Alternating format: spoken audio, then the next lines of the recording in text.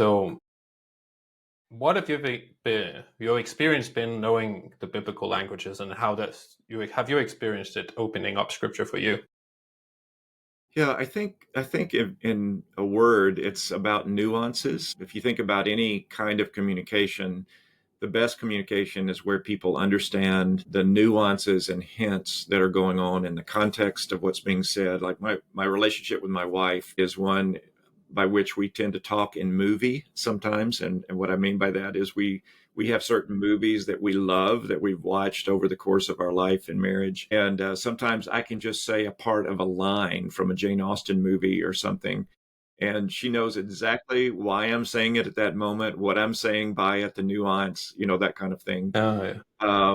And it communicates something that kind of evokes emotion and all of that.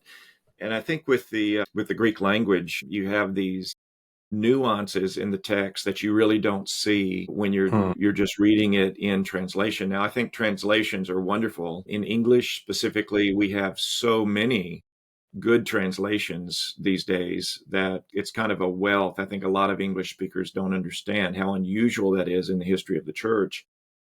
Hmm. But I think that being able to probe and go deeper in the languages, you see things in the text or are forced to reckon with things that kind of expand your understanding of the text. So if I could give a couple of examples, Yeah, sometimes please go that ahead. has to do with vocabulary. So if you take something like the reference to paraklesis in 2 Corinthians chapter 1, or parakaleo in the verb form of that.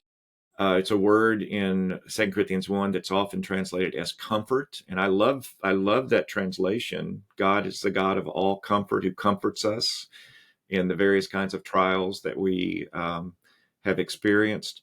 But as I was working on my Second Corinthians commentary, I really tried to get inside what Paul was doing with that word. And if you look at the book as a whole, there are places where that family of words is used in Second Corinthians that really those places seem to evoke not just comfort, but also it's a type of comfort that propels you forward. It has to do with encouragement.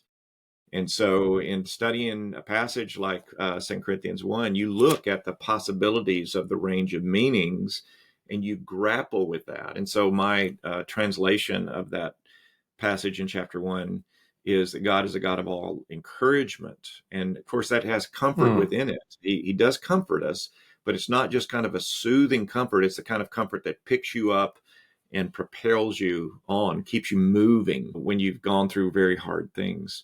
So sometimes it has to do with language. Sometimes it has to do, or the vocabulary. Sometimes it has to do with grammar.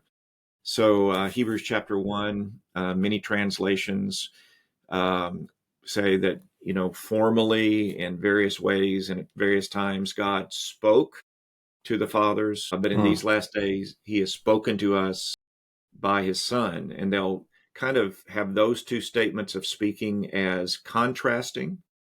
There's not really a contrast in the passage, though, there. Hmm. In fact, there's continuity because that first reference to speaking Hmm. is a participle. It's having spoken, God spoke, which is the main verb. The main verb in Yeah. that series of clauses there is that God spoke to us by a son. So, what the nuance of the grammar tells us is that it is having spoken, in other words, having laid a foundation with communicating through the prophets in various ways and manners, having laid that foundation, God spoke to us in a son. So the passage really communicates more continuity than it does contrast. It is contrasting. There's a contrasting parallelism in the passage, but it's really deeply grounded in continuity. It's not God has done away with the Old Testament revelation and now he's speaking to us by the Son. It's that the Son is issuing from that Old Testament revelation, which is why Hebrews is full of quotations of the Old Testament. So you don't see that if you look at many translations. You don't see that kind of Hmm. nuance, and you have to kind of get your head around that. So I think learning the languages really helps us with understanding the nuances of what are being communicated in the biblical text. Yeah, and it's a good. I love the two examples of obviously my own experience with 2 Corinthians is that he actually really wants to emphasize that God is the one that has the power to both comfort and to help in suffering. Yep. Yeah, when he is Yep. In actually part because he's entered into it. He has entered into it through Christ. Yeah. Absolutely. yeah. Yeah, and that's why Paul. I think this is my sort of like twist on this. I think that when he talks about he himself had tried to overcome this struggle in Asia, Right. and then he's using the personal pronoun 3 times, and then he is almost emphasizing that it was because I tried myself, I failed, Right. Right. Yeah. Absolutely. and then he's saying, and then I had to believe in and trust in the God who's able to resurrect. Yep. And I think that that's what happens a lot of times in life is that we Mm, face these real challenges. I mean, tremendous difficulties in life. Life is long and hard. And mm, what the believer who is following Christ into those difficulties finds is those difficulties actually bring you to the end of yourself. I mean, that's what Paul says in that passage is the whole point. Is that you find, I think it's N.T. Wright who said something like, when you're confronted with death, then you find yourself being pushed to the God who raises the dead. mm. And I think that's a big part of the point of how we think about suffering and difficulty. It shouldn't surprise us. It should push us. Yeah, exactly. And God is using suffering in many ways. In that way, He's using it paradoxically in many ways. Yeah, I think so. Yeah, yeah. So I could talk a long time about that. Maybe that's not actually the purpose of a conversation today. I don't think, but um, yeah. I just wanted to touch upon your example from Hebrews as well before Okay. we move into the main topic. It was just, yeah, it's very interesting about that, like the participle saying the fact that God has revealed things through His prophets, Hmm. and now Jesus is both fulfilling it, but He's also saying the same thing, but it's now is God saying it. Hmm.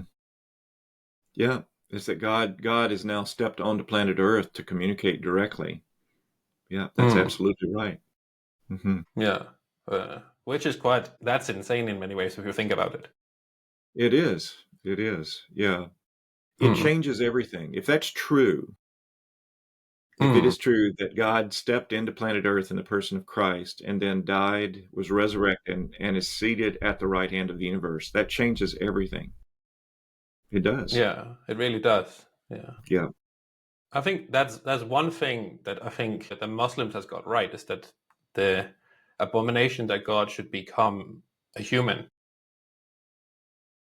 but they just didn't get that was what happened. Yeah. Right. Yeah. Yeah.